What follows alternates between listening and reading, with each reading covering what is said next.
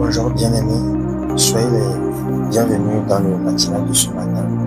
Prenez place et laissez-vous transformer par la parole de Dieu. Nous sommes aujourd'hui le 14 octobre 2025. Nous parlons aujourd'hui dans le café matinal de ce matin de ton homme intérieur est roi. Laisse-le exercer son autorité. Durant toute la semaine, nous avons pu avoir divers thèmes concernant l'homme intérieur, comme comment entretenir son homme intérieur, comment bâtir son homme intérieur, et il y a une puissance disponible pour ton homme intérieur, l'ennemi de l'homme intérieur, etc. Connais ton homme intérieur.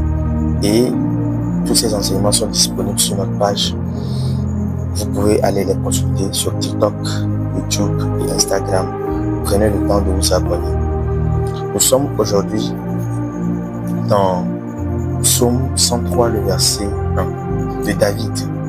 Mon âme bénit l'Éternel, et tout ce qui est en moi bénit son Saint-Nom. Mon âme bénit l'Éternel et n'oublie aucun de ses bienfaits. Bien-aimés, nous voyons ici le roi David qui est en train de parler. Et il dit à son âme de bénir l'Éternel. Je suis là, je me pose cette question. Si le roi demande à son âme de bénir l'Éternel, quelle est la partie de sa personne qui demande à l'âme de bénir l'Éternel? Et certainement l'Esprit m'explique en disant que c'est l'homme intérieur. C'est l'homme intérieur. Dans l'Ancien Testament, ce n'était pas si explicite, mais dans le Nouveau Testament, avec la mort de Jésus-Christ et la résurrection de Christ, et la venue du Saint-Esprit qui est venu renouveler notre esprit, cette parole de David a tout son sens. Ce ne sont pas seulement des déclarations, mais aussi des prophéties. Pour nous qui aujourd'hui avons reçu Jésus et le baptême du Saint-Esprit. Pour nous aujourd'hui qui marchons dans la restauration ou bien dans l'âme renouvelée, et dans l'esprit renouvelé.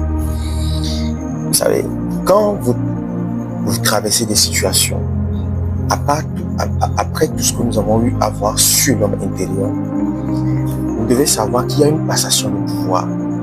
Le pouvoir n'est plus entre les mains de votre âme. Vous n'êtes plus dirigé par vos souvenirs, par les émotions, par les sensations. Vous n'êtes plus dirigé par votre chair, par la partie de l'ennemi, compromis de l'ennemi qui est en vous. Vous n'êtes plus dirigé par les sollicitations extérieures, ce que vous écoutez à l'extérieur. Ce ne sont plus ces choses-là qui vous influencent. Maintenant, il y a une passation de pouvoir. Le pouvoir a changé de main. Il y a un roi qui est maintenant